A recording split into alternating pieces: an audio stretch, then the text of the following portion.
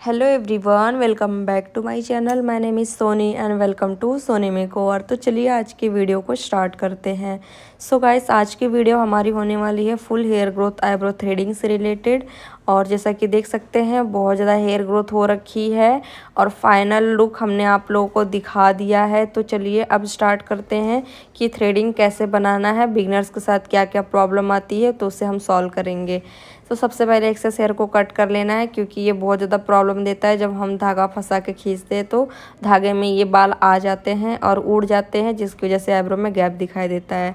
तो देखिए अब हमने शुरू से शुरू नहीं किया है, हमने पॉइंटेड वाली एरिया के जस्ट पहले से शुरू किया है। इससे क्या होता है कि आपकी आईब्रो पतली नहीं होती है। तो आपको जो है पॉइंट वाले एरिया से स्टार्ट करते हुए फिर आगे की तरफ लेके आना है और मर्ज कर देना है। ज़्यादा हेयर को नहीं निकालना है। यहाँ पे सिर्फ मैं क्लीन कर रही हूँ, इस साइड में हमें ज़्यादा हेयर नहीं निकालना है, नहीं तो बहुत पतली दिखाई देगी। अब देखिए जब हमारा पूरा हो जाता है ऊपर का शेप, तब हमें थोड़ी थोड़ी जो कमियाँ दिखाई देती हैं उसे हमें सॉल्व करना है। यानी कि अब देखिए जो अनइवन सा हेयर दिखाई दे रहा है शेप के ऊपर, हम उसे क्लीन कर ले रहे हैं बिल्कुल ऐसे। और ध्यान रहे जब कोई भी एक दो हेयर दिखाई देता है तो आपको उतना ही हेयर निकालना है, नहीं तो इससे आपकी शेप में जो है खराबी आ सकती है। अनइवन सा आपका शेप बनेगा, जो है नीट एंड क्लीन नहीं दिखाई देगा अगर आपने ज़्यादा हेयर निकाल देंगे तो। अब यहाँ से देखिए हमें गाइडलाइन बनानी है। गाइडलाइन कैसे बनती है, धागे को एकदम स्ट्रेच रखना है, एक लाइन में पीछे की तरफ खींचते हुए लेके जाना है, हल्का सा आगे रिवर्स लेना है। इससे आपके जो हेयर की जड़ें होंगी वो धागे में फंस जाएंगी। और जब आप रिवर्स लेते हैं ना तो आपका जो हेयर होता है वो लॉक हो जाता है, यानी कि जितने बाल आपने धागे में फंसाए हैं और रिवर्स लेने के बाद उससे क्या होगा, आपका बाल जो है फंस जाता है, यानी कि लॉक हो जाता है। तो जब आप मुंह का धागा खींचते हैं तो उतने ही हेयर निकलते, उससे ज़्यादा हेयर नहीं निकलते हैं। तो आपको ऐसे ही गाइडलाइन बनानी है।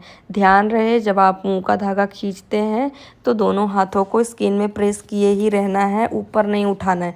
आपने थोड़ा सा भी अगर ऊपर उठा लिया या धागे को ढीला छोड़ दिया तो आपका जो है आसपास का हेयर भी निकल जाएगा और उससे फिनिशिंग नहीं आएगी। तो देखिए हम साथ ही साथ यहाँ पे क्लीन करते हुए ही आगे की तरफ बढ़ेंगे। इससे आपका जो काम होगा वो एकदम साफ़ सुथरा और आसान हो जाएगा और आपको ज़्यादा कन्फ्यूज़न भी नहीं होगी। अब देखिए जो हमने गाइडलाइन बनाई थी उसके नीचे जो एक दो बाल दिख रहे थे उन्हें हमें एक एक करके ऐसे निकालना है, और एक दो बाल जो रहते हैं उन्हें ऐसे ही निकालना है, यानी कि धागे को पीछे की तरफ खींच के आगे तरफ लेके आना है। और देखिए इस साइड क्या होगा, ज़्यादा हेयर को हमें नहीं निकालना है, हम सिर्फ क्लीन करेंगे।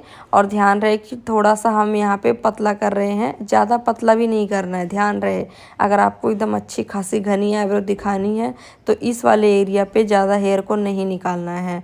और ध्यान रहे कि अगर आप ज़्यादा नहीं भी निकालेंगे तो आपका शेप प्रॉपर नहीं दिखाई देगा। तो आपको जितनी नीड लगे उतना ही निकालें, ठीक है। तो देखिए हमारा एक आईब्रो बन के रेडी हो गया है। ऊपर थोड़ा सा हमें अनइवन सा दिख रहा है तो हम उसे क्लीन करेंगे, एक शेप में लाएंगे। देखिए यहाँ पे आप लोग को भी नज़र आता होगा कि यहाँ पे शेप के ऊपर दिखाई देने की वजह से शेप बराबर नहीं दिख रही है फिनिशिंग में। तो अब हम इसे फिनिशिंग दे रहे हैं।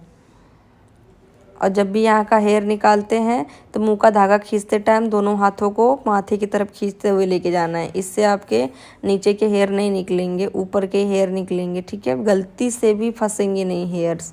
तो देखिए हमारी एक आईब्रो बन के रेडी हो चुकी है। तो अब मैंने इस वाले आईब्रो में बताया है कि आपको शेप कैसे देना है। अब देखिए हमारा जो है थ्रेडिंग बन के रेडी हो गया है, कितना अच्छा रिज़ल्ट आया है। और क्लाइंट को मीडियम शेप चाहिए था, क्योंकि देखिए बहुत से क्लाइंट होते हैं जिनकी आईब्रो बहुत अच्छी खासी घनी होती है तो उन्हें बहुत ज़्यादा मोटा भी आईब्रो नहीं पसंद होता है। अब बात करते हैं जो है हमारा मेथड था वो पूरा सेम होगा दूसरे आईब्रो में भी। तो अब हम बात करते हैं कि बिगनर्स लोग के साथ में क्या प्रॉब्लम आती है।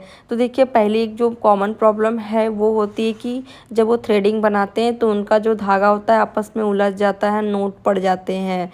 तो ये क्यों होता है, तो देखिए इसमें बहुत से रीज़न हो सकते हैं। पहला रीज़न तो ये है कि आपने धागे को बिल्कुल लूज़ छोड़ा है, बिल्कुल भी टाइट नहीं होता है। तो पहली बात आपको धागे को एकदम टाइटली पकड़ना है, इससे आपका जो धागा होगा एकदम स्मूथ चलेगा। और दूसरी बात ये कि आपने धागे में बहुत ज़्यादा फंदे डाल दिए हैं या फिर बहुत कम फंदे डाले हैं। तो कितना फंदा सही होगा। तो देखिए ज़्यादा से ज़्यादा आपका 6 या 5 फंदा होना चाहिए और कम से कम 5 होना चाहिए, क्यों मतलब 5 से 7 के बीच में ही होना चाहिए, ज़्यादा नहीं होना चाहिए ना उससे कम होना चाहिए। तो ये परफेक्ट जो है धागा पकड़ने का टेक्निक होता है। और अब बात करते हैं कि मतलब और जैसे कि अगर आप बिगनर्स हैं तो भी आपसे धागे में फंदे लग सकते हैं। यही 2 रीज़न होते हैं फंदे लगने के, ठीक है। तो पहले आपको अपने लेग्स पे जो है प्रैक्टिस करनी है थ्रेडिंग चलाने की। और जब आप अपने लेग के हेयर निकालते हैं तो कोशिश करें वो अंधाधुन वाला थ्रेड ना चलाएं, यानी कि अंधाधुन निकालते जाए हेयर को एकदम क्लीन कर दे अपने पैरों के बालों को, नहीं, ऐसा नहीं करना है। आपको एक एक हेयर को फंसा के निकालने की प्रैक्टिस करनी है। जब आप एक हेयर को निकालने में जो है कामयाब हो जाते हैं तो आप जो है 4-5 बाल एक साथ निकाल सकते हैं। तो देखिए हमने गाइडलाइन को फॉलो करते हुए आगे के हेयर को भी अच्छे से निकाल देना है। और गाइस जब भी आप थ्रेडिंग बनाते हैं तो गाइडलाइन के ही हिसाब से करेंगे तो आपका काम आसान हो जाएगा, ठीक है। अब देखिए हमारा जो है थ्रेडिंग बन के रेडी हो गया है। अब हम इसमें फिनिशिंग देंगे। तो गाइस देखिए जब भी हम स्ट्रेच किए होते हैं ना तो हमारी आईब्रो की जो शेप होती है वो चेंज हो जाती है और हमें जो है कमियां नज़र नहीं आती है। तो हमने क्या करना है, रफ टफ सा देखिए बना लिया है। अब हम चेक करेंगे तो आप लोग को भी दिखाई देता होगा कि आईब्रो के ऊपर वाले पार्ट पे यहाँ पे बहुत ज़्यादा हेयर दिखाई दे रहा है। तो हम क्या करेंगे, सिंपली इसे क्लीन करेंगे, ये देखिए। और ध्यान रहे जितना हमें नीड है निकालने की शेप के ऊपर की, बस उतना ही निकालें, क्योंकि अगर आपने थोड़ा सा भी ज़्यादा निकाल दिया तो आपकी आईब्रो जो है उड़ी सी दिखाई देगी। और जब आप उसे जो है मतलब शेप में लाने की कोशिश करेंगे तो आपका आईब्रो ऑटोमेटिक पतला हो जाएगा। तो थ्रेडिंग बनाते टाइम एक एक हेयर बहुत ज़्यादा मायने रखते हैं। अब देखिए हमारा आईब्रो जो है वो बन के रेडी हो चुका है। अब बीच के हेयर कितना निकालना है बहुत लोगों को कन्फ्यूज़न होता है। तो हमने कैसे दिखाया है, जो नोज़ एरिया का हमारा उठाव होता है तो हमें देखिए ऐसे नोज़ एरिया का जो उठाव होगा वहीं से हमें धागे को चलाना स्टार्ट करना है। एक बार जब आप धागा चला लेंगे तो आपको पता चल जाएगा कितने हेयर निकालने हैं। और ध्यान रहे हमारे हेयर की जो डायरेक्शन होगी उसके जो है साइड में ही कैंची का धागे का मुंह होगा, ठीक है, कैंची होगी। तो देखिए हमारा आईब्रो जो है वो बन कर रेडी हो चुका है। और फाइनल लुक आप लोग को कैसा लगा है प्लीज़ कमेंट करके ज़रूर बताइएगा। और चैनल पर नए आए हैं तो सब्सक्राइब कर लीजिएगा। तो चलिए मिलते किसी नेक्स्ट वीडियो।